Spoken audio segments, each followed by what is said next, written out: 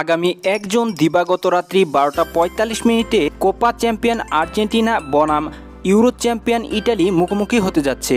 আজকের এই ভিডিওটিতে আমি আপনাদের আর্জেন্টিনার একাদশ নিয়ে আলোচনা করব। সম্ভাব্য এই ম্যাচে কে কে থাকতে পারে। তো বন্ধুরা চলুন দেখে আসি এই ম্যাচে সম্ভাব্য আর্জেন্টিনা দলে কে কে থাকতে পারে। Goalkeeper Emiliano Martinez, Nahuel Molina, Nicolas Otamendi, Cristian Romero, Rodrigo De Paul, Guido Rodriguez, Giovani Lo Celso, Marcos Acuna, Lautaro Martinez, Di Maria এবং লিওনেল মেসি।